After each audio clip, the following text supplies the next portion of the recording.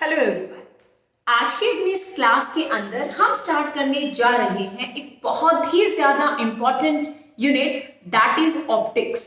और 12th class के अंदर जो बोर्ड आपके एग्जाम है उसमें ये जो आपकी यूनिट है ऑप्टिक्स, ये आपकी 14 से लेके 15 14 या 15 मार्क्स की आपकी आती है, क्योंकि इसका कॉम्बिनेशन होता है 5th यूनिट इलेक्ट्रोमैग्नेटिक वेव के साथ। सो कई बार वो आपकी 4 मार्क्स की आ जाती है, कई बार 3 मार्क्स की। सो इसी बेसिस पे ये जो आपकी यूनिट है ये डैम श्योर है कि 14 मार्क्स की तो आएगी ही आएगी, राइट। सो इसको आज हम स्टार्ट करेंगे, लेकिन इस ऑप्टिक्स के प्यारे बच्चों दो पार्ट होते हैं। एक आपका होता है रे ऑप्टिक्स और एक आपका होता है वेव ऑप्टिक्स। सो आज की क्लास में मैं रे ऑप्टिक्स कंप्लीट, जिसके टॉपिक जो मेन है आपके, वो मैंने बोर्ड के लेफ्ट में आपके लिए लिखे हैं, आप देख सकते हैं। इन्हीं टॉपिक्स को आज की क्लास में डिस्कस किया जाएगा। सो let us start with first topic that is reflection of light.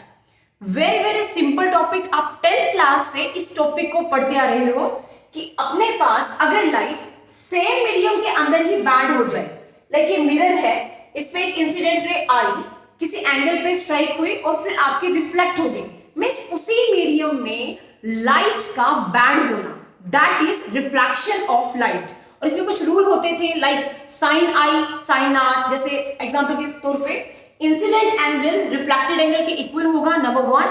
Number 2, incident ray आपका नॉर्मल, आपकी रिफ्लेक्टेड रे सेम ही प्लेन के अंदर होते हैं। सो ये तो बहुत बेसिक बात थी जो हम 10th क्लास से सीखते आए हैं। अब 12th क्लास में नया क्या है जो आपके बोर्ड एग्जाम में या फिर आपके कॉम्पिटिटिव एग्जाम में आ सकता है, तो वो मैंने आपके लिए बोर्ड पे लिखा है।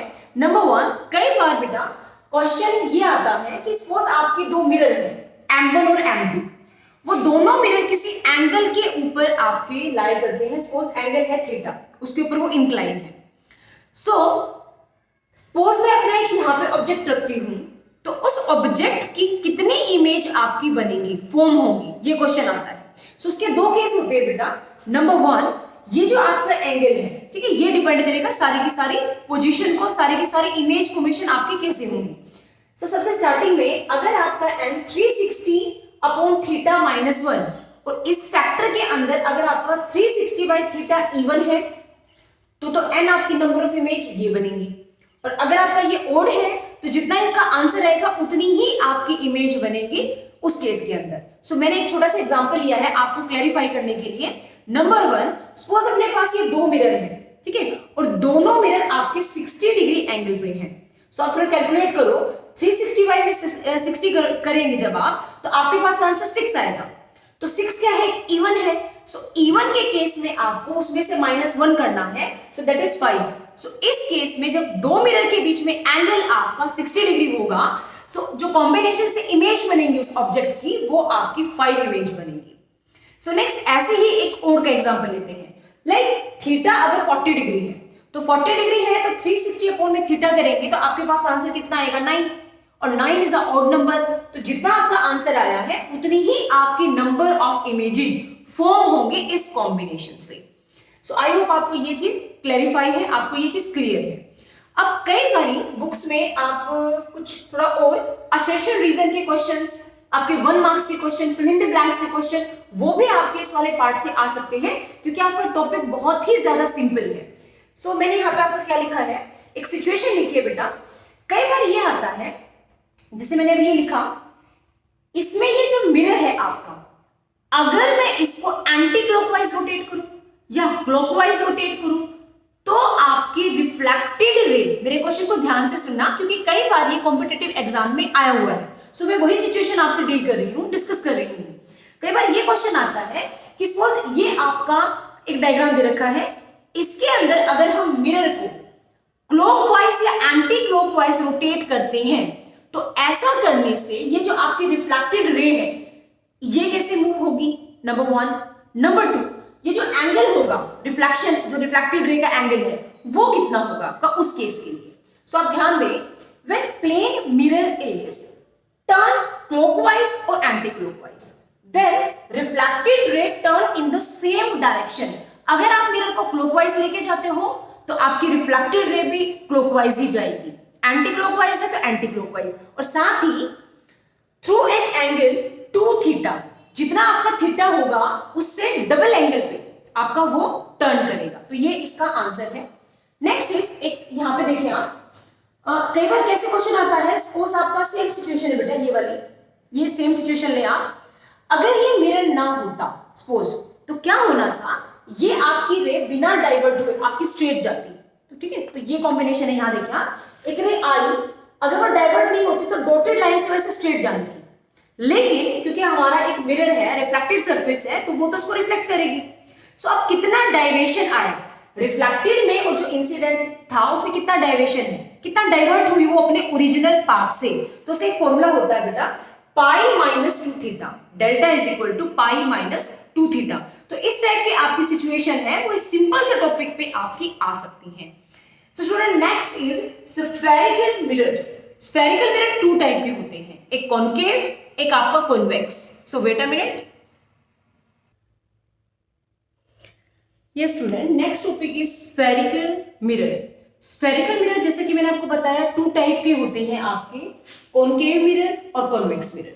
सो इसके अंदर जो इंपॉर्टेंट है वो मैंने आपको बोर्ड पे लिखा है, लाइक एक साइन कन्वेंशन होता है जो आपकी न्यूमेरिकल्स में बड़ी हेल्प करता है। 2 टाइप से आपको क्वेश्चन आ सकता है यहां से। नंबर 1 आपका मिरर से जो इमेज बनती है वो, नंबर 2 जो आपका मिरर फॉर्मूला होता है उस पर आपका कोई न्यूमेरिकल। सो उसमें बच्चों को बड़ी प्रॉब्लम होती है कि यू वी एफ आर किसको पॉजिटिव ले नेगेटिव ले। सो वो मैं थोड़ा सा आपको क्लियर करती हूं, तो आप थोड़ा फोकस करना साइन कन्वेंशन पे। सपोज ये अपने पास कॉनकेव मिरर है, कोई भी अगर आपका ऑब्जेक्ट है, आपकी इमेज है, वो प्रिंसिपल एक्सिस से अपवर्ड है तो उसकी हाइट को हम लेते हैं पॉजिटिव, डाउनवर्ड है प्रिंसिपल एक्सिस से तो उसकी हाइट को लेते हैं नेगेटिव। अब मैंने बोला है प्रिंसिपल एक्सिस, सो मैं आपको थोड़ा सा एक्सप्लेन करना चाहती हूं। एक मिरर के पास कई चीजें होती हैं, लाइक ये इसका पोल है, एम डैश इसका अपर्चर है, ये एक हॉरिजॉन्टल लाइन जो इसको सेंटर से कट कर रही है इसको प्रिंसिपल एक्सिस बोलते हैं। इसमें एक फोकस होता है जहां पे बहुत सारी रे पैरेलल आके मीट करती हैं। जितना डिस्टेंस से पोल पे फोकस होता है उससे डबल डिस्टेंस पे आपकी रेडियस ऑफ कर्वेचर, जिसको सेंटर ऑफ कर्वेचर बोलते हैं, वो होता है। बाय कन्वेंशन अभी तक हर एक बुक में यू हम सिंबल लेते हैं पोल से लेके ऑब्जेक्ट तक का डिस्टेंस, वी हम सिंबल लेते हैं पोल से लेके इमेज तक का डिस्टेंस, लेकिन वो डिपेंड करेगा सिचुएशंस पे कि आपका ऑब्जेक्ट कहां रखा है। लाइक सपोज आपका ऑब्जेक्ट ये आपका मिरर है, इसके एक साइड में रखा है, तो इस साइड जो भी डिस्टेंस लेंगे वो हम लेंगे नेगेटिव।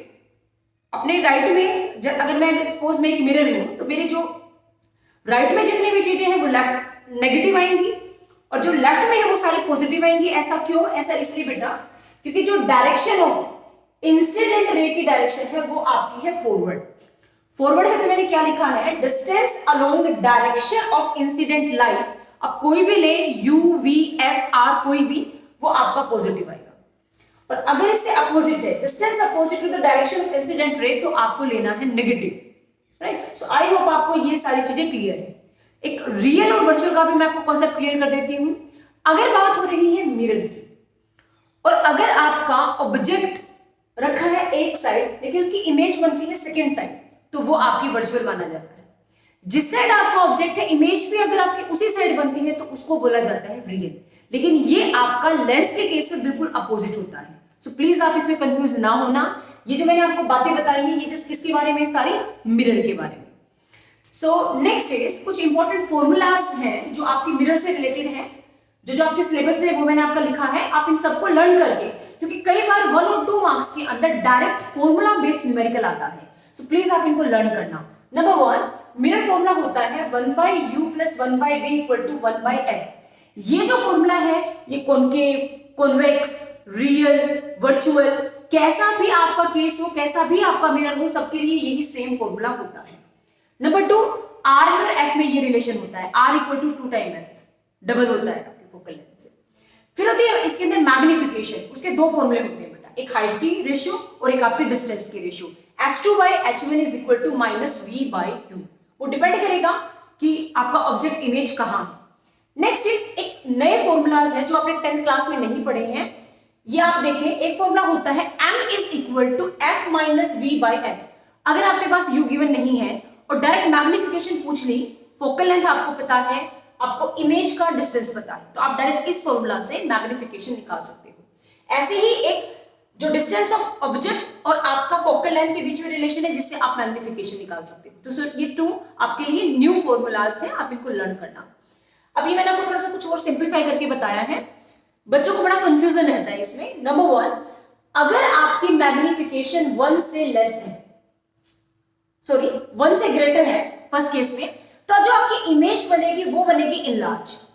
नंबर 2, अगर आपकी 1 से लेस है मैग्निफिकेशन, तो आपकी जो इमेज है वो बहुत स्मॉल बोल सकते हो, डिमिनिश बोल सकते हो, बहुत ना के बराबर। नेक्स्ट थिंग इज, कई बार आप देखते हो कि मैग्निफिकेशन पॉजिटिव आती है, तो इससे इमेज की क्या नेचर के बारे में पता चलता है? 2 बातों के बारे में पता चलता है। Number 1, image must be erect, और जो इरेक्ट होगी वो पक्के से पक्का वर्चुअल होती है बेटा, ये आप बिल्कुल लर्न कर लो।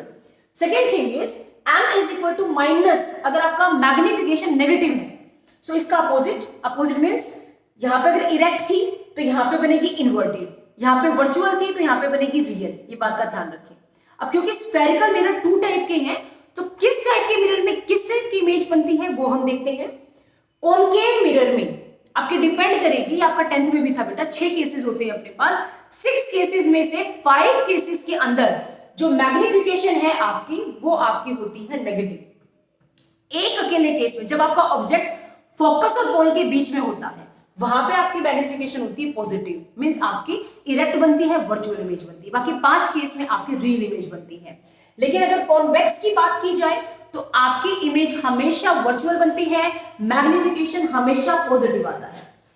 नेक्स्ट अगर पूछा जाए इनके यूजेस, जो कॉनकेव मिरर है वो आपका जैसे डेंटिस्ट होते हैं आपके वो यूज करते हैं, शेविंग मिरर में यूज होता है आपका। और कॉन्वेक्स को स्पेशली पूछा जाता है जो आपके व्हीकल्स में रेयर व्यू के लिए लगाया जाता है। ये भी आ सकता है कि कौन सा मिरर लगाया जाता है, ये भी आ सकता है कि क्यों लगाया जा सकता है। सो उसका रीजन सिंपल है, कॉन्वेक्स मिरर के केस में आपका ऑब्जेक्ट कहीं पे भी, नंबर 1 उसकी इमेज बनती है स्ट्रेट, इरेक्ट और स्मॉल बनती है, राइट। तो ये एक बेसिक रीजन है इस क्वेश्चन के आंसर का। So in this manner we can complete our 2 topics. Next is, कई बार कॉम्पिटिटिव एग्जाम में आता है बेटा, ये ध्यान दे, relation between speed of object and image formation by that object. Speed में और इसकी जो आपका है रिलेशन ऑब्जेक्ट इमेज, इन दोनों का ये क्या रिलेशन है, राइट। तो वो देखते हैं, wait a minute. Yes student, next topic is a simple formula related to relation between the speed of object and image formed by a spherical mirror। कई बार क्वेश्चन में ये होता है प्यारे बच्चों कि आपका ऑब्जेक्ट किसी स्पीड से मूव कर रहा है, तो उसकी जो इमेज होगी उसका और जो आपकी ऑब्जेक्ट की जो स्पीड है उन दोनों का क्या रिलेशन है। एक सिंपल सा फॉर्मूला है जो आपको लर्न करना है, डेरिवेशन इसका नहीं आता, लेकिन इससे बेस्ट आपको न्यूमेरिकल आ सकते हैं। यहाँ पे VI है वो आपकी स्पीड है इमेज की, VO है वो आपकी स्पीड है ऑब्जेक्ट की। रिलेशन क्या है? -f upon u minus f का whole square into v naught. आप इस फॉर्मूला में सारी वैल्यू पुट करके दोनों वेलोसिटी में, दोनों स्पीड में रिलेशन निकाल सकते हैं। अब नेक्स्ट बात करते हैं कि आपके इस टॉपिक से आपके बोर्ड एग्जाम में, आपके कॉम्पिटेटिव एग्जाम में और क्या क्या क्वेश्चन बन सकते हैं। सो लाइक नंबर 1, कई बार पूछा जाता है ऑन रिफ्लेक्शन, जब आपकी लाइट एक मीडियम से उसी मीडियम में बैंड होती है तो उसकी क्या चीज चेंज होती है और क्या चीज चेंज नहीं होती। लाइक उसकी फ्रीक्वेंसी और वेवलेंथ, यस, ये दोनों चीजें चेंज नहीं होती रिफ्लेक्शन में। लेकिन अगर मैं बात करूं रिफ्रैक्शन की, तो अभी मैं डिस्कस करने वाली हूं आपके साथ। सो वहां पे सिर्फ फ्रीक्वेंसी को छोड़ के, फ्रीक्वेंसी आपकी सेम रहती है, वो चेंज नहीं होती, लेकिन आपकी स्पीड, आपकी वेवलेंथ, वो दोनों ही आपकी चेंज होती हैं, लेकिन फ्रीक्वेंसी चेंज नहीं होती है। अब प्लेन मिरर की अगर बात कर ली जाए, सो प्लेन मिरर में जो आपकी मैग्निफिकेशन होती है वो 1 होती है। उसका रीजन होता है प्यारे बच्चों, क्योंकि उसके अंदर मोड ऑफ यू और मोड ऑफ वी आपके सेम होते हैं। Next is focal length. कई बार पूछी जाए कि प्लेन मिरर की फोकल लेंथ या रेडियस ऑफ कर्वेचर, ये क्या है इसमें रिलेशन, तो वो आपकी होती है इनफाइनाइट। सो ये कुछ बातें हैं जो आपको प्लेन मिरर के बारे में भी पूछी जा सकती है। अब बात करते हैं रिफ्रैक्शन की। सो रिफ्रैक्शन आपका सेम टॉपिक है जो आपकी क्लास 10th में था, तो जो अलग से है वो मैं यहाँ डिस्कस करूंगी। सेम में क्या था, एक आपका स्नेयर्स लॉ था, जो आपका sin I by sin R, या आपके दो मीडियम के रिफ्रैक्टिव इंडेक्स मींस μ2 बाय μ1 का रेशियो था, जिनको हम सिंबॉलिक फॉर्म में ये लिख सकते हैं। वहां पे 10th क्लास में जो आपकी एनसीईआरटी की बुक है उसके अंदर रिफ्रैक्टिव इंडेक्स का सिंबल एन ले रखा है प्यारे बच्चों, तो आप कंफ्यूज ना होना। यहाँ पे सिंबल म्यू है, ये बुक टू बुक आपका वेरी कर सकता है, लेकिन जो रेशियो है वो सेम रहता है। Next thing is refractive index क्या है? रिफ्रैक्टिव इंडेक्स एक टाइप से स्पीड का रेशियो होता है बेटा, दो मीडियम में। लाइक इसके दो फॉर्मूले हैं, या तो आप लिख सकते हो C/V, मतलब आप किसी भी ऑब्जेक्ट की लाइट को स्पीड ऑफ लाइट से कंपेयर कर सकते हो, या आपके कोई दो मीडियम है लाइक एयर वाटर, एयर आपका गिलास, एयर आपका कोई ऑयल। कहने का मतलब लाइट की स्पीड को छोड़ के बाकी जो स्पीड है वो आपकी मीडियम है, मीन्स आपकी वैक्यूम और आपका किसी मीडियम को छोड़ के दो किसी मीडियम के अंदर ही अगर आपकी स्पीड की रेशियो है तो वहां पे आपका फॉर्मूला होगा V2/V1। Next thing is optical density और मास डेंसिटी। ये मैं यहाँ पे क्यों बता रही हूं, क्योंकि रिफ्रैक्टिव इंडेक्स के साथ ये चीज जुड़ी हुई है। ये बोला जाता है जिस भी मटेरियल का मतलब रिफ्रैक्टिव इंडेक्स ज्यादा, उसकी ऑप्टिकल डेंसिटी ज्यादा। अब बच्चे कंफ्यूज होते हैं कि what is this optical density, क्या ये आपकी मास डेंसिटी जैसा है? So dear student, no, answer is no. Optical density अलग चीज है आपकी और mass density is a different thing. Mass density तो आपकी जो सिंपल जो आपकी होती है, rho is equal to mass upon volume, या mass is equal to rho into आपका वॉल्यूम, वो होता है। लेकिन मैं आपको एक एग्जांपल देके बताती हूँ ताकि आप इसमें थोड़ा कंफ्यूज ना हो। एक है ऑयल, कोई भी केरोसिन है, टार्पिन का ऑयल है, कोई भी ऑयल है आपका, और एक है वाटर। अगर मैं मास डेंसिटी की बात करूं तो किसकी डेंसिटी ज्यादा? आप सिंपल सी बात बताओगे, वाटर की डेंसिटी ज्यादा। और रीजन क्या है? अगर आपने पानी के अंदर ऑयल को मिलाया, ठीक है, वाटर के अंदर आपने ऑयल को मिलाया, तो आप क्या देखते हैं कि ऑयल की लेयर वाटर की सरफेस के ऊपर आ जाती है, इसका मतलब वो से लाइटर है। ये बेसिक डे टू डे का एग्जांपल है जो आप घर पे भी करके देख सकते हैं। लेकिन अगर मैं लाइट को पास करूं, एक एक्सपेरिमेंट करें जिसमें से लाइट को पास किया जाए ऑयल के अंदर से और वाटर के अंदर से, तो क्या देखा जाएगा? लाइट की स्पीड वाटर के कंपैरिजन ऑयल के अंदर थोड़ी कम होगी। इसका रीजन क्या है? जिसका रिफ्रैक्टिव इंडेक्स ज्यादा उसकी ऑप्टिकल डेंसिटी ज्यादा, दैट मीन्स उस मीडियम के अंदर लाइट की स्पीड थोड़ी सी कम हो जाती है। ओके, सो अभी मैं थोड़ा और आगे इसमें एक्सप्लेन करती हूँ इस चीज को। कॉज ऑफ रिफ्रैक्शन, रिफ्रैक्शन का कारण क्या है भाई? आपका जैसे गिलास है, आपने उस पर लाइट डाली तो ठीक है, उसका कुछ परसेंट रिफ्रैक्ट भी होता है, लेकिन मैक्सिमम रिफ्रैक्ट होता है सेकेंड मीडियम में चला जाता है। सो उसका बेसिक सा रीजन है प्यारे बच्चों, क्योंकि दोनों जो मीडियम होते हैं आपके जिनमें लाइट आपकी रिफ्रैक्ट हो रही है, उनकी डेंसिटी अलग होती है, ऑप्टिकल डेंसिटी, रिफ्रैक्टिव इंडेक्स अलग होता है। जैसे लाइट एंटर करती है उसकी स्पीड थोड़ी कम होती है। सो इसी बेसिस पे एक क्वेश्चन कई बार आता है आपके बोर्ड एग्जाम में, लाइक अगर आपके पहले मीडियम में ज्यादा है, या इसको मैं एक फिजिक्स की लैंग्वेज में बोलूं, अगर आपकी रे रेयर से डेंसर, रेयर से कहा जा रही है डेंसर मीडियम में, सो उस टाइम पे जो आपकी रे है वो नॉर्मल के टुवार्ड बैंड होगी या अवे बैंड होगी? सो आप देखें, बैंड्स टुवार्ड नॉर्मल, स्पीड कम तो नॉर्मल के टुवार्ड बैंड होगी। सेकेंड में जब आपकी वही लाइट डेंसर से रेयर में जा रही है, तो उस टाइम पे जो आपकी रे है जब वो रेयर में जाएगी तो वो नॉर्मल से अवे होके बैंड होगी, away, bends away from normal. तो इससे भी आपका एमसीक्यूज या 1 मार्क्स का fill in the blanks assertion reason question आपके ये वाले पार्ट से बन सकते हैं। So next question is very very important आपका क्वेश्चन और टॉपिक है total internal reflection of light. So let us discuss. Yes student, next topic is total internal reflection of light. Light का पूरी तरीके से उसी मीडियम में बैंड होना, इसको बोलते हैं total internal reflection of light. देखें, इसकी कुछ कंडीशन है, ये नहीं कि आप कभी भी लाइट को टोटली इंटरनली रिफ्लेक्ट कर सकते हैं। इसकी दो कंडीशन क्या है, पहले उनको पढ़ लेते हैं। नंबर 1, आपकी जो लाइट है वो आपकी डेंसर मीडियम से रेयर मीडियम में जानी चाहिए, नंबर 1 जो ट्रेवल करेगी। नंबर 2 पे जो एंगल ऑफ इंसिडेंस है वो आपका क्रिटिकल एंगल से ज्यादा होना चाहिए। सो ये दो कंडीशन है, essential condition for this phenomena. So number 1, suppose this is denser medium, this is rarer medium, like ये वाटर है और वो ऊपर आपका एयर है। यहां पे कोई आपका ऑब्जेक्ट है जिसकी इमेज आपकी बन रही है, ठीक है। तो नंबर 1, अगर आपकी लाइट रे सीधी ट्रेवल करेगी तो वो बिना डाइवर्ट हुए आपकी स्ट्रेट ऊपर चली जाएगी। अब जैसे जैसे आप अपने एंगल को बढ़ाओगे तो वो वैसे वैसे आपका बाहर जाएगा लाइट की जो रे है। लेकिन एक ऐसा एंगल होता है जिसपे आपकी लाइट रेयर मीडियम में ना जाके डेंसर मीडियम की सरफेस के साथ 90 डिग्री का एंगल बनाती है, 90 degree angle.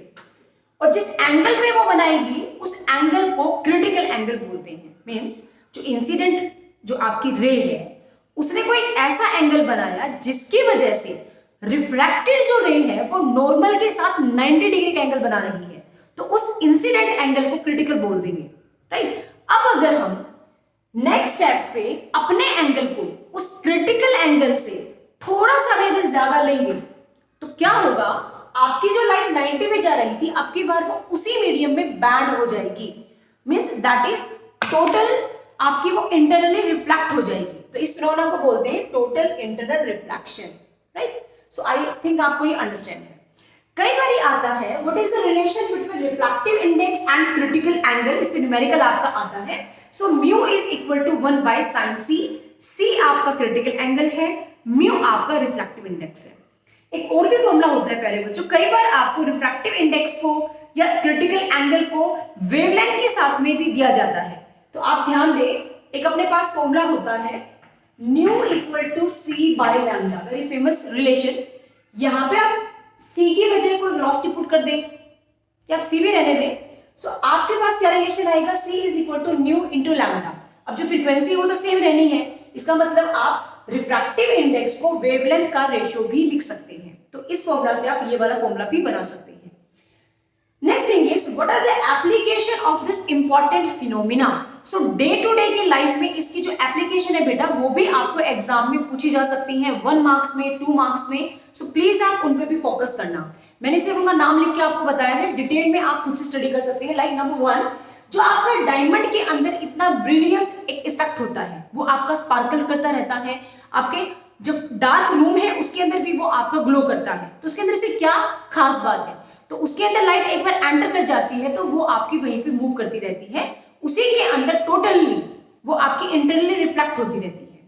Next is shining of an air bubble in water, आपका mirage, total reflection into glass prism. और यहां से कई बार न्यूमेरिकल भी आता है बेटा, तो प्लीज आप इसकी प्रैक्टिस करना। नेक्स्ट थिंग इज, क्योंकि रिफ्लेक्शन की बात हो रही थी तो मैंने आपको रिफ्लेक्शन की सारी बात बताई। रिफ्लेक्शन की जहां बात हो रही है वहां पे फिजिक्स का एक सबसे मेन जो आप डे टू डे लाइफ में ऑब्जर्व कर सकते हो वो फिनोमेना है real depth and apparent depth of a tank. कई बार क्या होता है, जब हम किसी स्विमिंग पूल के पास जाते हैं तो हमें लगता है कि भाई ठीक है पानी ज्यादा नहीं है, हम इसके अंदर स्विमिंग कर सकते हैं। लेकिन होता इससे अपोजिट है, जब हम उसके अंदर जाते हैं तो हमें लगता है कि अरे ये तो पानी इससे ज्यादा था जो हमें ऊपर से दिखाई दे रहा था। तो इसका क्या मीनिंग है, इसका ये मीनिंग है प्यारे बच्चों कि एक्चुअल में जो उस टैंक, उस स्विमिंग पूल की जो हाइट थी, रियल जो उसकी डेप्थ थी, रिफ्रैक्शन की वजह से उसकी वो जो रियल डेप्थ थी वो रियल ना दिखाई देके आपको एपरेंट दिखाई देती है, कम दिखाई देती है। आप यहाँ पे देखें, सपोज यहाँ पे ये सपोज ये वाटर लेवल है ग्राउंड उसका, यहाँ से आपकी कोई लाइट जा रही है, यहाँ पे कोई पर्सन देख रहा है, ठीक है, खड़ा होकर उसकी हाइट को, तो एक्चुअल तो ये हाइट है x रियल डेप्थ, लेकिन रिफ्रैक्शन की वजह से आप ये थोड़ा जूम करके वीडियो को देखना, डॉटेड लाइन वो आपका यहां तक, यस, आपको सिर्फ y डिस्टेंस शो होगा, दैट इज एपरेंट डेप्थ। और इस पे कई बार न्यूमेरिकल आता है बेटा इसके इस फॉर्मूला के ऊपर, mu is equal to x by y, x आपका रियल डेप्थ होता है और y आपका एपरेंट डेप्थ होता है, और म्यू आपका रिफ्रैक्टिव इंडेक्स होता है a का with respect to w, air का विद रिस्पेक्ट टू वाटर। आपका कोई और भी मीडियम हो सकता है, ये सिर्फ इसकी बात थी।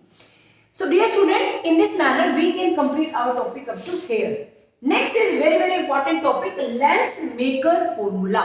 ये आपको 3 मार्क्स में भी आ सकता है एग्जाम में, आपको सिंपल इसका कोई डायग्राम ड्रॉ करना आ सकता है, इसके फॉर्मूला के ऊपर न्यूमेरिकल आते हैं बेटा, लास्ट टू लास्ट ये भी एक न्यूमेरिकल आया था, इस लेंस मेकर फॉर्मूला जो है ये आपका इसका जो रिजल्ट था उसके ऊपर। सो उसको करते हैं, wait a minute.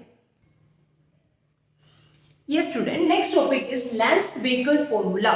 So Lens-Baker formula आपका 2 टाइप से है, कॉनकेव का भी हो सकता है, कॉन्वेक्स का भी हो सकता है, वो आपका क्वेश्चन पेपर में कैसे आएगा उस पर डिपेंड करता है, लेकिन दोनों का फॉर्मूला आपका सेम आएगा और that is 1/f is equal to mu -1 means refractive index -1 into 1/r1 - 1/r2। यहाँ पे u जो आपका है ऑब्जेक्ट का जो डिस्टेंस है वो आपने इन्फिनिटी लिया था, इनफाइनाइट लिया था। v जो है आपका वो आपका f के इक्वल था, means focal length of a lens. अब जो r1 और r2 है वो क्या है?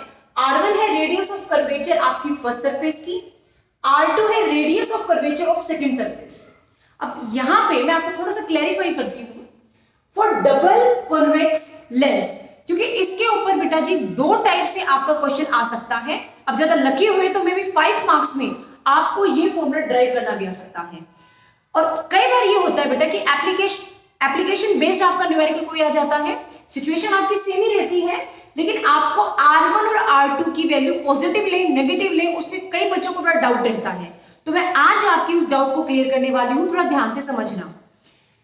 R1 और R2, ठीक है, पहली सिचुएशन है डबल कॉन्वेक्स लेंस। आप थोड़ा इस पार्ट को वीडियो में थोड़ा जूम करके देखना, मैं जो यहां समझा रही हूं आपको। ये अपने पास है डबल कॉन्वेक्स लेंस, राइट। इसके अंदर पहले वाली सरफेस आपकी 1 है और सेकंड वाली आपकी 2 है। अब रेडियस ऑफ कर्वेचर क्या होती है? जैसे आप अपना एक प्रोटेक्टर लेके रेडियस ऐसे सर्कल ड्रॉ करते हो, है ना, कोई रेडियस मान के, तो उसके एक आर्क लगाते हो। तो एक सिंपल सी बात मुझे बताना डियर स्टूडेंट, अगर आप ये 1 वाले आर्क लगाओगे तो आप उस साइड से लगाओगे कि इस साइड से लगाओगे? मींस आप यहां पे प्रोटेक्टर रख के इसको ऐसे नहीं लगाओगे। सो इसका मतलब ये जो डिस्टेंस है तो सरफेस ये वाली, लेकिन डिस्टेंस कहां से कैलकुलेट होगा? यहां से कैलकुलेट होगा। सो यहां से कैलकुलेट होगा तो वो आपका लाइट की फॉरवर्ड डायरेक्शन में जाएगा। इस रीजन से R1 को आप पॉजिटिव लेते हो, R2 जो सेकंड सरफेस है वो आपकी सेकंड साइड से जाएगी, जो कि आपकी लाइट की रिवर्स डायरेक्शन है, इसीलिए हमेशा वो नेगेटिव होता है। अगर आप इन पॉजिटिव नेगेटिव को यहां सब्स्टिट्यूट करके देखें तो आप पाएंगे कि फोकल लेंथ भी आपकी पॉजिटिव आएगी। और वैसे भी कॉन्वेक्स लेंस की फोकल लेंथ क्या होती है? पॉजिटिव। ये भी इस चीज का एक रीजन है। नेक्स्ट अगर बात करें डबल कॉनकेव की, तो कॉनकेव मींस आपका इस शेप का जो है आपका, जो आपका साइड्स में से क्या होता है? ब्रॉड, और बीच में से आपका थिन होता है इस शेप का। सो इसके अंदर जो फर्स्ट सरफेस है उसकी रेडियस आपकी सेकंड साइड से ही लगेगी, मींस आपकी लाइट की डायरेक्शन से अपोजिट लगेगी। इस रीजन से R1 आपका नेगेटिव होगा और R2 आपका होगा पॉजिटिव। R1 और R2 की नेगेटिव पॉजिटिव वैल्यू को जब यहां सब्स्टिट्यूट करेंगे तो हम क्या पाएंगे कि फोकल लेंथ आपकी कॉनकेव लेंस के केस में नेगेटिव होती है।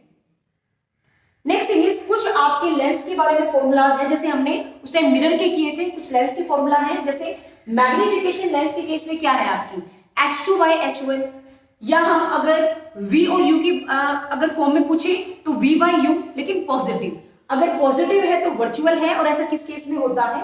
कॉनकेव लेंस में। और इसका उल्टा अगर नेगेटिव है ये चीज तो ये आपका रियल है, और ये कॉन्वेक्स केस में दोनों होते हैं बेटा, क्योंकि कॉन्वेक्स के अंदर हमारे पास 6 केसेस होते हैं, 5 में इमेज रियल बनती है, 1 में आपकी वर्चुअल बनती है। सो प्लीज आप इस पे फोकस करें। ऐसे ही जो ये 2 फॉर्मूलाज हैं ये आपके इस केस में लेंस के लिए थे। इसके साथ ही अगर मैं लेंस में एक और फॉर्मूला लिखूं तो लेंस आपका फॉर्मूला होता है 1/f is equal to 1/v - 1/u। वो बिल्कुल बेसिक फॉर्मूला है, 10th क्लास का है, तो आप इसको इजीली कर सकते हैं। नेक्स्ट मैंने यहाँ पे आपके लिए लिखा है, नेक्स्ट टॉपिक है जो अपना वेरी वेरी स्मॉल टॉपिक और very very easy topic, power of a lens. और इसके साथ ही क्यों लिखा? क्योंकि एक रिलेशन होता है बेटा, power is reciprocal to focal length और focal length is reciprocal to power. हम दोनों बातें बोल सकते हैं। तो P is equal to 1/f। So यहां से जो अभी हमने फॉर्मूला कैलकुलेट किया है उसको अगर रिवर्स कर देंगे, ये मींस आप इसको P इक्वल टू ये लिखेंगे तो हम इसको पावर के इक्वेट भी कर सकते हैं। नेक्स्ट, पावर की असाइनमेंट आपकी डायरेक्टर होती है। कई बार फोकल लेंथ जो होती है वो आपकी मीटर या सेंटीमीटर में गिवन होती है और आपको पावर निकालनी होती है। सो डियर स्टूडेंट थोड़ा ध्यान रखना, अगर आपकी फोकल लेंथ मीटर में है तो आप फॉर्मूला लगाएंगे power is equal to 1/f, और अगर वो आपकी सेंटीमीटर में है देन आप टाइप करेंगे या लिखेंगे आप 100/m फोकल लेंथ, अगर सेंटीमीटर में है। नेक्स्ट इंपॉर्टेंट थिंग, जैसे आप यहां से देखें कॉन्वेक्स लेंस की फोकल लेंथ पॉजिटिव है तो कॉन्वेक्स लेंस की पावर भी पॉजिटिव होगी इस फॉर्मूला से। ऐसे ही कॉनकेव की अगर नेगेटिव है फोकल लेंथ तो कॉनकेव की पावर भी आपकी नेगेटिव ही होगी। सो आई होप आपको यहां तक के जो टॉपिक मैंने आपको करवाए हैं वो आपको क्लियर है। नेक्स्ट आपका प्यारे बच्चों, combination of a lens and a mirror. इस पे न्यूमेरिकल आता है बेटा कि सपोज एक लेंस है, एक आपका मिरर है। सो मैं कोशिश करती हूँ कि आपके बोर्ड एग्जाम में, आपके कॉम्पिटिटिव एग्जाम में जो मैक्सिमम क्वेश्चन जिस चीज पे पूछे जाते हैं, जिन फॉर्मूलाज के ऊपर या जिन लॉजिकल कंडीशंस के ऊपर, वो आज की क्लास में मैं आपके साथ में डिस्कस करूं। सो वेट अ मिनट। ये students, combination of a lens और मिरर को देखने से पहले हम कॉम्बिनेशन ऑफ लेंस देखते हैं। Combination of lens like suppose अपने पास दो लेंस क्या है, सेम टाइप के हैं। Like number 1, both the lenses are convex. अगर दोनों टाइप के लेंस कॉन्वेक्स हैं तो उनकी जो कंबाइंड फोकल लेंथ है वो क्या होगी, that is 1/f is equal to 1/f1 plus 1/f2। ऐसा क्यों? क्योंकि दोनों की फोकल लेंथ पॉजिटिव होती है, नंबर 1। नंबर 2, जो फोकल लेंथ होती है वो एल्जेब्रिक सम होता है बेटा। ये तो मैंने 2 का एग्जांपल लिया है। कई बार बच्चों के माइंड में क्वेश्चन आता है कि मैम हम ऐसे कॉम्बिनेशन क्यों कर रहे हैं, इसका डेली लाइफ में क्या यूज है, इसकी एप्लीकेशन क्या है। सो डियर स्टूडेंट, इसकी 2-3 एप्लीकेशंस है। नंबर 1, कई बार हमें मैग्निफिकेशन ज्यादा चाहिए होती है तो हम दो लेंस को आपस में कंबाइन कर सकते हैं। कई बार ये होता है प्यारे बच्चों कि हमें जो अपनी फाइनल इमेज है वो उसी लेंस से हमें इरेक्ट चाहिए है, तो वहां पे भी हम दो लेंस को यूज करके उसकी इमेज को क्या कर सकते हैं, इरेक्ट कर सकते हैं। कई बार हमें कुछ आपकी एब्रीवेशंस होती हैं, उनको भी रिमूव करना होता है, तो तब भी हम दो लेंस को कंबाइन कर सकते हैं। अब ये हो सकता है कॉम्बिनेशन कि दोनों कॉन्केव हों या दोनों कॉन्वेक्स हों या एक कॉन्केव है एक कॉन्वेक्स है, तो 3 टाइप के आपके कॉम्बिनेशन हो सकते हैं। सो मैंने इनमें से कुछ आपका डिस्कस किया है, let us find out. Number 1, अगर आपके दोनों कॉन्वेक्स है तो दोनों की पावर और जो फोकल लेंथ है वो आपकी एल्जेब्रिक सम होती है, तो उनको आप ऐड करके एलसीएम ले सकते हो। दो में से अगर एक कॉन्केव है एक कॉन्वेक्स है तो सिंपल सी बात है, अभी हमने सीखा है कॉन्वेक्स की पॉजिटिव फोकल लेंथ, कॉन्केव की आपकी नेगेटिव, दोबारा से आप एलसीएम ले और आप फोकल लेंथ निकाल सकते हैं। थर्ड केसेस है यही कॉम्बिनेशन, कोई लेंस है लेकिन अब की बार वो दोनों क्या है, ज्वाइंट नहीं है, कंबाइंड नहीं है, उनके बीच में थोड़ा सा गैप है, डी डिस्टेंस है। तो एक केस ये भी आया है, एक बार बोर्ड आपके बोर्ड के एग्जाम में न्यूमेरिकल भी आया है इस टॉपिक पे, इसलिए मैं डिस्कस कर रही हूँ। If the lengths of the focal length f1 and f2 are separated by a finite distance d, दो लेंस के बीच में जो डिस्टेंस है तो उसका फॉर्मूला है, डायरेक्ट आप रन कर सकते हो, 1/f is equal to 1 focal length of first plus focal length of second minus d, जो उनके बीच का डिस्टेंस है, अपॉन में f1 f2। पावर के फॉर्म में अगर करना चाहो, एग्जाम में पावर की फॉर्म में पूछ रखा है, तो इन सारे फॉर्मूलाज को पावर में भी कन्वर्ट कर सकते हो। अब नेक्स्ट जो टॉपिक है अपना, कॉम्बिनेशन ऑफ लेंस और मिरर, इस पे आपको न्यूमेरिकल आता है बेटा। सो मैं इस टॉपिक को एक न्यूमेरिकल को सोल्व करवा के ही आपको डिस्कस करना चाहती हूँ। सो वेट अ मिनट। ये student, let us find out next topic, that is combination of a lens and a mirror। तो कई बार आपके बोर्ड एग्जाम में, कॉम्पिटिटिव एग्जाम में आपको इस टाइप की सिचुएशन आ सकती है, लाइक आपके पास एक लेंस है, कॉन्वेक्स लेंस, ठीक है, और एक प्लेन मिरर है। सपोज अगर ये प्लेन मिरर ना होता, सिर्फ आपका ये लेंस होता, तो यहां पे कोई ऑब्जेक्ट है, उसकी रे आई और एक पॉइंट पे उसकी इमेज बन गई, लेकिन ऐसा नहीं हुआ। उसकी इमेज के रास्ते में हमने एक मिरर को रखा, प्लेन मिरर, जिसकी वजह से ये जो रे है वो रिफ्लेक्ट होके आई पे अपनी इमेज बनाती है।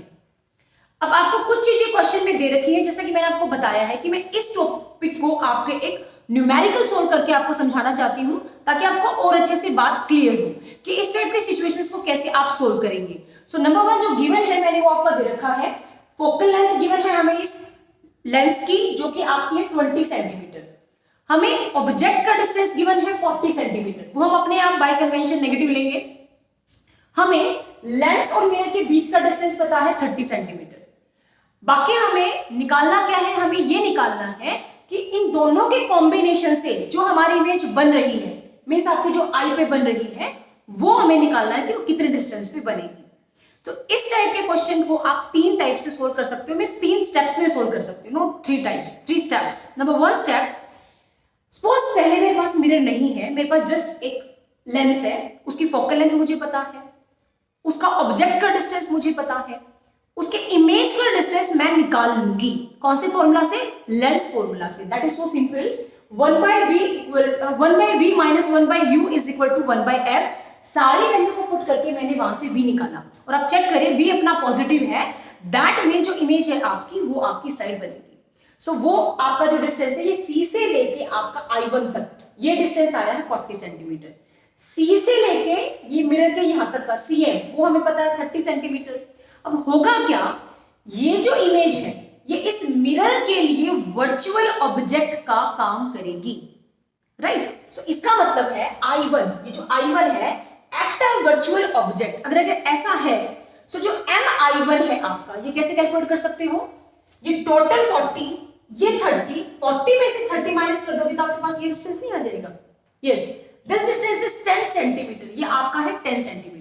अब आपको प्लेन मिरर के कुछ रूल्स पता होने चाहिए कि प्लेन मिरर में जितना u होता है उतना ही v होता है, मैग्नीट्यूड सेम होता है, राइट। सो इस वजह से अगर मैं यहाँ पे वो चीज अप्लाई करूं तो जो mi और mi डैश है वो आपका सेम आएगा, दैट इज 10 सेंटीमीटर।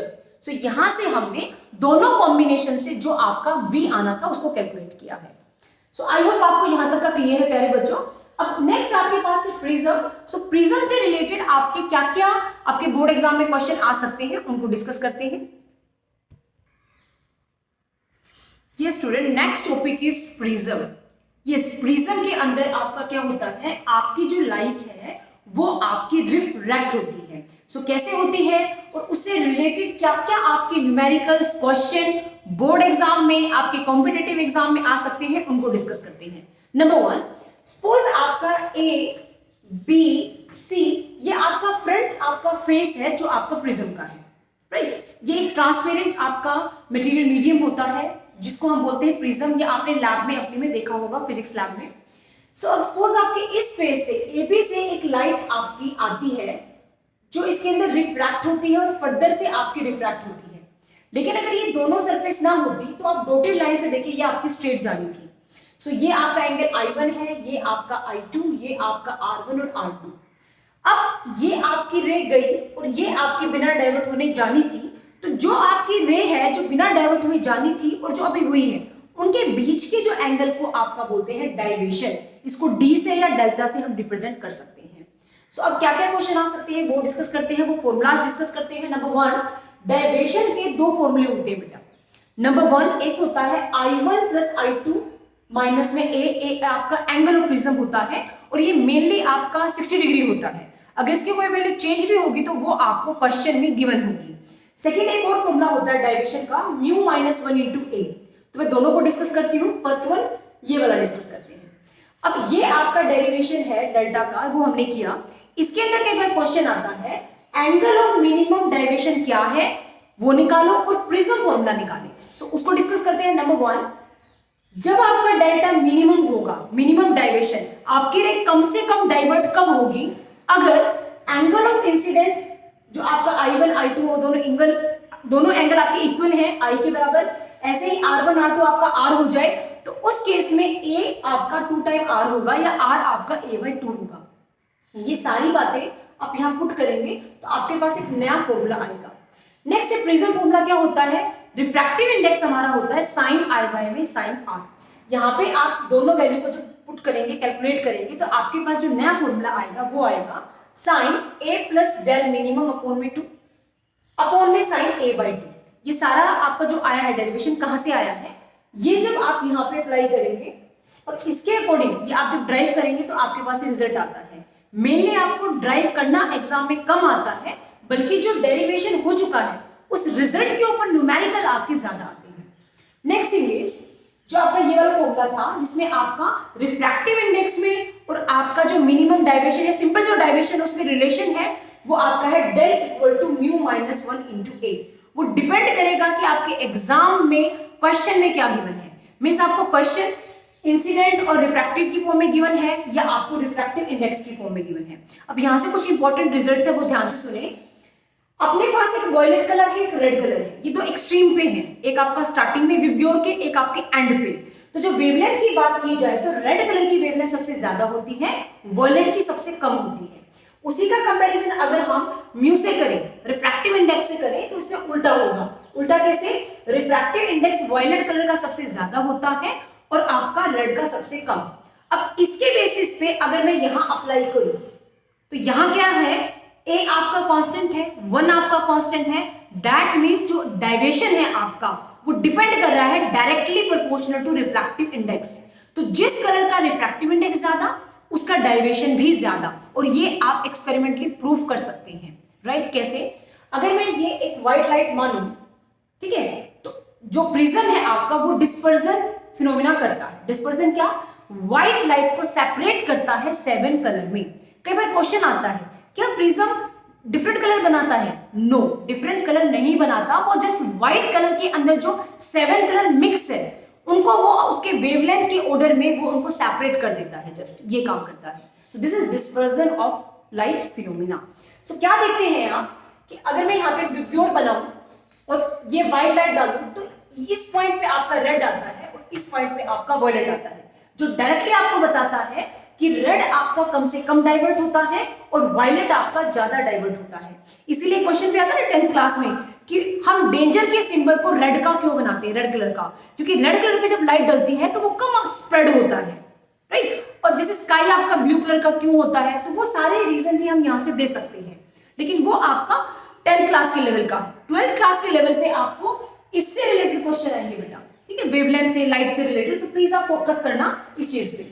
नेक्स्ट 2 और इंपॉर्टेंट फॉर्मूलाज हैं वो और आप डिस्कस करते हैं। एंगुलर डिस्पर्जन, ये क्या होता है? ये आपका जो 2 एक्सट्रीम पे कलर है उनका डाइवेशन का डिफरेंस होता है, means del v minus del r, mu v minus mu r into में ए। आप सिंपली आप यहाँ फॉर्मूला में अप्लाई करोगे तो आप ये कैलकुलेट कर सकते हो। Last one is dispersive power. किसी भी प्रिज्म की डिस्पर्सिव पावर कैसे कैलकुलेट करें, उसका फॉर्मूला होता है ओमेगा से इसको डिनोट किया जाता है del v minus del r upon में डेल। डेल आपके पास मीन डाइवर्शन है। सो सबकी वैल्यू पुट करें और आप यहां से इसको फाइनली कैलकुलेट करें। सो अगर मैं डिस्पर्सिव पावर के बारे में आपको बताऊं तो आप एक चीज चेक करें, डाइवर्शन में भी आपका ए एंगल है, एंगुलर डिस्पर्जन में भी ए है आपका, मींस एंगल ऑफ प्रिज्म पर डिपेंड है, लेकिन डिस्पर्सिव पावर आपका इंडिपेंडेंट है ए से। नंबर 1 आप ये बात देख के आ सकते हैं। सो इस टाइप से आप इस चीज को कंपेयर कर सकते हैं, और ये जो फॉर्मूलाज हैं इनको गिवन सिचुएशन के अकॉर्डिंग जो भी आपके एग्जाम में आते हैं क्वेश्चन वहां अप्लाई कर सकते हैं। So next important topic simple microscope और कंपाउंड माइक्रोस्कोप, इनको डिस्कस करते हैं। सो वेट अ मिनट। ये student, next topic is simple microscope and compound microscope. Microscope क्या होता है? एक ऐसा ऑप्टिकल इंस्ट्रूमेंट होता है जो इतनी स्मॉल चीज को लार्ज करके दिखाता है जो हम नेक्ड आई से नहीं देख पाते, या अगर नेक्ड आई से देख भी पाते हैं तो उसको उतना ज्यादा विजुअलाइज नहीं कर पाते हैं। एक सिंपल माइक्रोस्कोप तो आपने जनरली आप अपने घर पे भी देखते होंगे। आप मार्केट से एक लेंस ला सकते हो जो आपकी इमेज को क्या करता है, एनलार्ज, राइट। इसके अंदर जो मैग्निफिकेशन का फॉर्मूला होता है वो बीटा बाई अल्फा होता है, या फिर एक आपने और भी मैग्निफिकेशन का फॉर्मूला पढ़ा होगा 1 प्लस में डी बाई एफ। यहाँ पे एफ आपकी वो जो सिंगल लेंस है आपका उसकी फोकल लेंथ होती है, डी आपका डिस्टेंस, लिस्ट डिस्टेंस में बोले तो गलत नहीं होगा, जो अपनी ह्यूमन आई का होता है और जिसकी वैल्यू फिक्स होती है 25 सेंटीमीटर। अब कई बार ये होता है कि आपकी जो फाइनल इमेज है वो इंफिनिटी पे बनती है, कब? अगर आपका ऑब्जेक्ट फोकस पे रखा है, उस केस में ये जो मैग्निफिकेशन है ये आपकी जस्ट डी बाई एफ रह जाएगी। तो आप इस चीज को भी ध्यान में रखना। नेक्स्ट है कंपाउंड माइक्रोस्कोप। तो नंबर 1 पहला तो what is difference between these two? Simple microscope में एक लेंस यूज होता है तो मैग्निफिकेशन भी थोड़ी कम होती है। कंपाउंड माइक्रोस्कोप में, कंपाउंड मींस मिक्सचर, आपके 2 लेंस यूज होते हैं, एक आई लेंस होता है, एक ऑब्जेक्टिव लेंस होता है। सो 2 के कॉम्बिनेशन से आपकी इमेज बनती है, ज्यादा ब्राइट बनती है, उसके अंदर स्फेरिकल एब्रीविएशन कम आती है, राइट। और जो मैग्निफिकेशन में और डायग्राम में है वो मैंने आपके लिए बोर्ड पे बना रखा है, आई पीस और ये ऑब्जेक्टिव लेंस। अब आप ये देखिए जो अपनी ह्यूमन आई है उसके कंपैरिजन में अगर आप सपोज कहीं पे कोई चीज, जैसे मान लो सपोज आपको अपने हैंड्स के ऊपर जर्म्स को ही फाइंड आउट करना है, आपने उसको माइक्रोस्कोप के अंडर किया, तो जो जर्म्स का साइज है, क्या आपको अपने क्लियर हैंड के ऊपर आपके जर्म्स दिखाई देते हैं? नहीं, क्यों? क्योंकि उनका साइज बहुत बहुत स्मॉल है जो हम अपनी नेक्ड आई से नहीं देख पाते। सो उनके कंपैरिजन में तो आई का साइज बड़ा है ना। सो इस रीजन से आप ये थोड़ा याद रखें कि माइक्रोस्कोप के केस में आई लेंस का अपर्चर बड़ा होता है, फोकल लेंथ बड़ी होती है as compare to objective lens. और टेलीस्कोप में इसका रिवर्स होता है, क्योंकि टेलीस्कोप में आई के कंपैरिजन में जो आप अपने एस्ट्रोनॉमिकल जो ऑब्जेक्ट्स है, स्पेस के जो ऑब्जेक्ट्स है, वो बहुत बड़े होते हैं। सो दैट मीन्स वहां पे ऑब्जेक्ट बड़ा है आई के कंपैरिजन में, और यहां पे ऑब्जेक्ट छोटा है आई के कंपैरिजन में, दैट्स व्हाई। सो आप यहां देखिए, सपोज अपना ऑब्जेक्ट ए बी है, इस वाले जो अरेंजमेंट से आपकी इमेज बनी वो यहां पे है, राइट। इसके अंदर जो ये इमेज है आपकी, ये आपकी सेम साइड बनेगी, क्योंकि ऑब्जेक्ट आपका फोकस और आपके प्रिंसिपल जो ये आपका है, पोल बोल लो, सेंटर बोल लो, इन दोनों के बीच में है। सो इस वजह से जो आपकी इमेज बनेगी वो आपकी सेम साइड बनेगी, आपकी इरेक्ट बनेगी, और आपकी क्या बनेगी, वर्चुअल बनेगी। लेकिन अगर मैं इस मेन ऑब्जेक्ट का कंपैरिजन करूं तो आपकी इमेज इन्वर्टेड है। इन्वर्टेड इमेज मतलब टॉप बॉटम चला जाता है, बॉटम टॉप पे, लेफ्ट राइट में शिफ्ट हो जाता है, और इसी रीजन से इसकी जो मैग्निफिकेशन है कंपाउंड माइक्रोस्कोप की, वो हमेशा नेगेटिव आती है। अब मैंने कुछ आपको फॉर्मूलाज लिखे हैं, मैं ये डिस्कस करती हूँ। नंबर 1, मैग्निफिकेशन में tangent beta by tangent alpha, हम स्टार्टिंग यहां से करते हैं। अल्फा होता है आपका जो ऑब्जेक्ट ने एंगल बनाया, बीटा होता है जो इमेज ने बनाया। आप यहां देखें, ये अगर मान लो सपोज ये जो आपकी इमेज है, अगर मैं एक ही लाइन पे ऑब्जेक्ट और इमेज को कंपेयर करूं, तो सपोज ये ऑब्जेक्ट है, इसको मैंने ड्रैग करके यहां लाया है, ठीक है। सो ये आपका ऑब्जेक्ट है, तो ये उसकी इमेज है, राइट। सो ये जो एंगल है आपका अल्फा, ये आपका ऑब्जेक्ट का है, बीटा आपकी इमेज का है। सो यहां से जो मैग्निफिकेशन है वो दोनों लेंस की मैग्निफिकेशन का मल्टीप्लीकेशन होता है। सो इसमें जब वैल्यू पुट की जाती है तो आपके पास फॉर्मूला आता है ये वाला। अगर न्यूमेरिकल की सिचुएशन पे है बेटा, अगर आपको मैग्निफिकेशन आपको v और u इसकी फॉर्म में दे रखी है, तो आप ये फॉर्मूला अप्लाई कर सकते हो। इसका एक और फॉर्मूला होता है जो फोकल लेंथ की फॉर्म में होता है। सो दोनों फॉर्मूला इंपॉर्टेंट है, आपको दोनों ही लर्न करने हैं। कई बार ये होता है कि आपकी जो इमेज है कंपाउंड माइक्रोस्कोप में, वो डी डिस्टेंस पे ना बन के हम कुछ अरेंजमेंट दोनों लेंस का ऐसे करते हैं, रैक और पिनियन एक अरेंजमेंट से, एक आपका ट्यूब होता है, उसके अंदर दोनों लेंस फिट होते हैं, उसको आगे पीछे करके साइज को अरेंज कर सकते हैं। हम उसका अरेंजमेंट ऐसा करें कि फाइनल इमेज हमारी इंफिनिटी पे बने, और उसको बोलते हैं नॉर्मल एडजस्टमेंट। ऐसा करने से जो मैग्निफिकेशन का फॉर्मूला है, आपको ये अप्लाई करना पड़ेगा। यहाँ पे L आपकी लेंथ है, ट्यूब लेंथ, ये C1 से लेके C2 तक का ये जो डिस्टेंस है, ये आपकी लेंथ होती है। सो ये आपकी लेंथ है, अपॉन में FO ऑब्जेक्टिव लेंस की फोकल लेंथ, FE आपकी आई पीस या आई लेंस की फोकल लेंथ, और D आपका जो लिस्ट डिस्टेंस है वो आपका।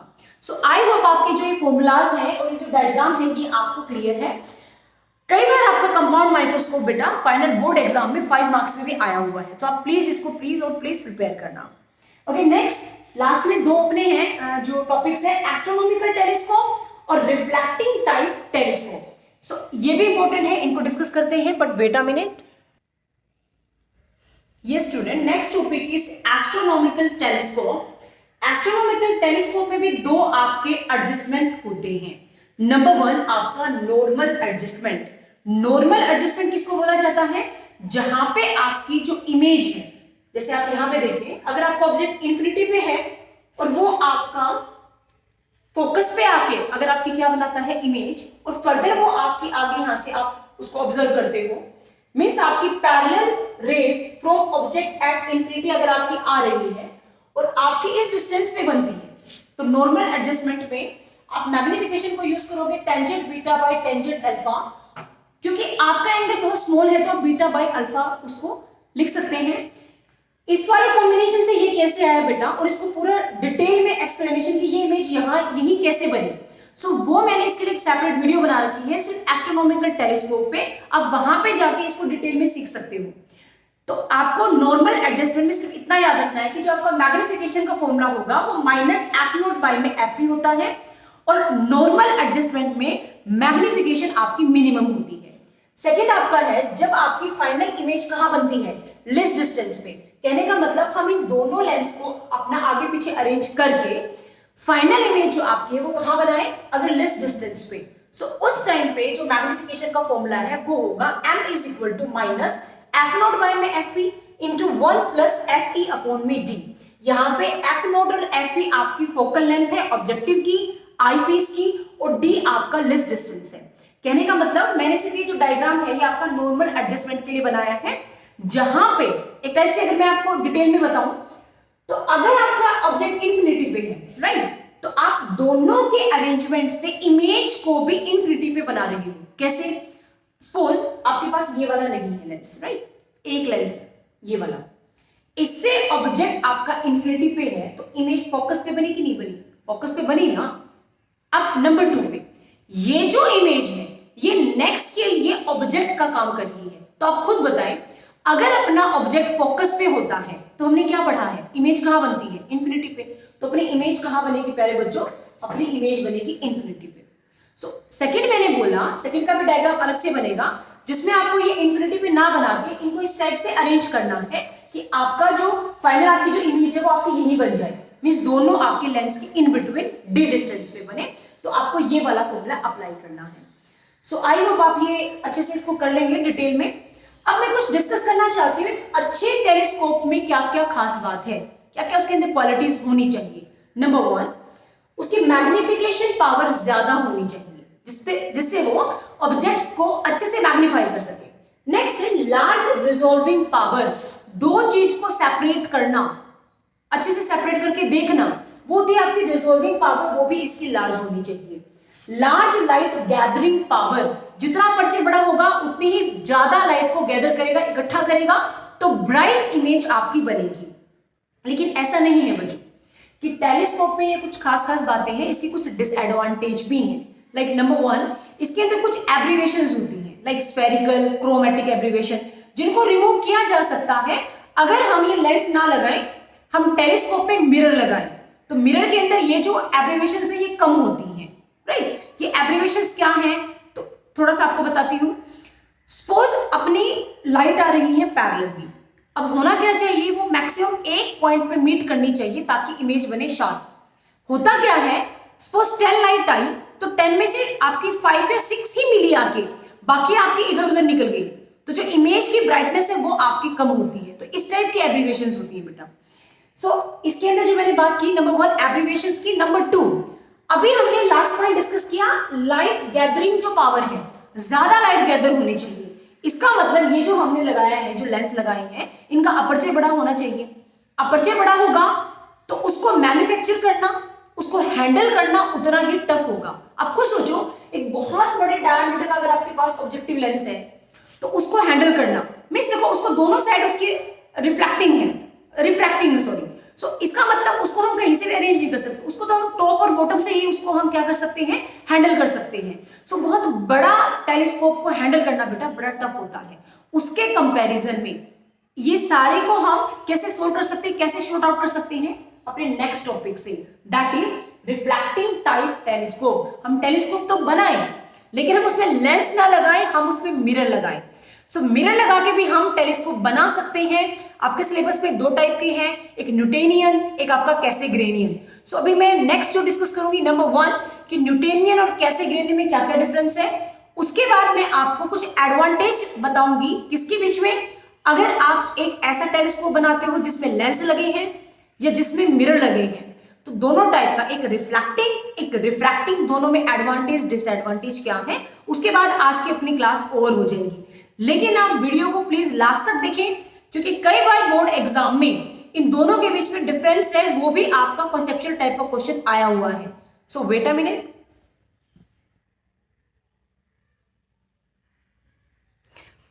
Yes student, next and last topic of today's class is reflecting type telescope. So ये 2 टाइप के टेलीस्कोप्स हैं जो आपको आपकी 12th क्लास की बुक में देखने को मिलेंगे। Number 1 Cassegrainian type telescope, number 2 Newtonian reflecting type telescope. दोनों में आपके मिरर लगे हैं। सो लेट अस स्टार्ट, कैसे इसके अंदर इमेज फॉर्मेशन होता है। ये सपोज आपके पास एक ट्यूब है जिसके अंदर 2 टाइप के लेंस फिक्स किए गए हैं। एक आपका ये वाला है, ये कॉनकेव है, इसको ऑब्जेक्टिव मिरर बोला गया है। ये वाला है जो आपका, ये आपका है कॉन्वेक्स टाइप का, इसको सेकेंडरी मिरर बोला गया है। यहाँ पे आपका है आई पीस। होगा क्या इसमें, एक्चुअली वर्क कैसे करेगा ये। सपोज ये पैरेलल रे आपकी किसी डिस्टिंक्ट स्टार से आ रही है, तो मैंने 2 ही रे कंसिडर की है। ये 1 आपकी रे आई, ये इस वाले मिरर से स्ट्राइक करके यहाँ जाएगी और यहाँ वाले से आ जाएगी आपके आईपीस में। सिमिलर इफेक्ट आपको सेकेंड साइड मिलेगा, कोई रे आएगी पैरेलल स्ट्राइक करेगी और फर्दर आपका एक पॉइंट पे मीट करेगी, तो आपका आई पीस में आपकी इमेज बनेगी। ये वर्किंग है आपकी कैसेग्रेनियन टाइप टेलीस्कोप की। अब न्यूटोनियन टाइप में क्या है, अगेन आपके पास दो मिरर है, लेकिन अब की बारी एक आपके पास है कॉनकेव और दूसरे वाला आपका है प्लेन मिरर। यहाँ पे एक कॉनकेव था, एक कॉन्वेक्स था, ठीक है। और इसका अरेंजमेंट भी आप देखिए थोड़ा डिफर है। ये जो कॉनकेव मिरर है इसके एक्सिस और जो ये प्लेन मिरर है इसका एक्सिस, इसको इस टाइप से अरेंज किया जाता है कि 45 डिग्री के एंगल पे आपका टिल्ट हो, खड़ा हो आपका। अगेन आपका पैरेलल कोई स्टार से रेज आ रही है जो आपकी रिफ्लेक्ट होंगी और आपके मिरर से फर्दर रिफ्लेक्ट होके आई पीस पे इमेज आपकी बनाएंगी। सो इस टाइप से भी हम टेलीस्कोप को यूज कर सकते हैं। अब मैंने आपको बताया था कि लास्ट में डिस्कस करेंगे कि आपकी इस टाइप की रिफ्लेक्टिंग टाइप के टेलीस्कोप की क्या क्या एडवांटेज है as compare to refracting type telescope. So कुछ एडवांटेज मैंने आपकी यहाँ बोर्ड पे लिखी हैं, आप इस वीडियो को पॉज करके भी इनको देख सकते हैं। मैं आपको क्विकली रिवाइज करवाती हूँ। नंबर 1, रिफ्लेक्टिंग में कोई भी जो आपकी क्रोमेटिक टाइप की एब्रीवेशन है वो नहीं होती, साथ ही स्फेरिकल एब्रीवेशन भी आपकी बहुत ज्यादा रिड्यूस हो जाती है। इसकी जो इमेज है वो ब्राइटनेस आपकी जो लेंस वाला टेलीस्कोप होता है उससे कहीं ज्यादा होती है मिरर वाले में। हाई रेजोल्यूशन, जैसे बोला था ना कि टेलीस्कोप बेटर कब होगा, जब उसकी गैदरिंग पावर ज्यादा हो, रिजॉल्विंग पावर ज्यादा हो, मैग्निफिकेशन ज्यादा हो। सो इसका मतलब है जब हम मिरर को यूज करते हैं तो उसकी रिजोल्वेशन पावर लेंस वाले से ज्यादा होती है।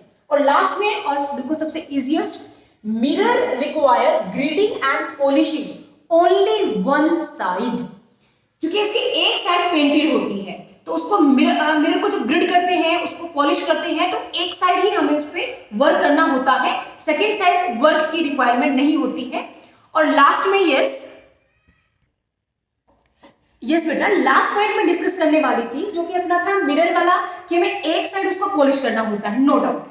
साथ ही अगर वेट की बात की जाए, एक ऑप्टिकल क्वालिटी जिसकी बेटर है, एक हम ऐसा लेंस ले लें और एक अपना मिरर ले लें, तो अगर दोनों का वेट करें तो लेंस का वेट ज्यादा होगा एज कंपेयर टू मिरर। तो इसका मतलब उसको हैंडल करना हर एक वे से, मिरर को हैंडल करना हर एक वे से इजी है as compare to lens. So I hope आपको ये वीडियो है जो मैंने यहां तक बनाई है ये आपको क्लियर होगी बेटा। सो थैंक यू वेरी मच, आपने यहां तक मेरे इस वीडियो को देखा। सो आपसे मेरी रिक्वेस्ट है, इसका जो नेक्स्ट पार्ट है जिसमें मैं वेव ऑप्टिक्स को डिस्कस करूंगी, सो आप उसको प्लीज और प्लीज उसके भी नोट्स बनाना और अपने इस यूनिट के भी ऐसे ही शॉर्ट फॉर्म में नोट्स बनाना, आपको काफी हेल्पफुल होगा। So thank you dear students, bye, take care बच्चों।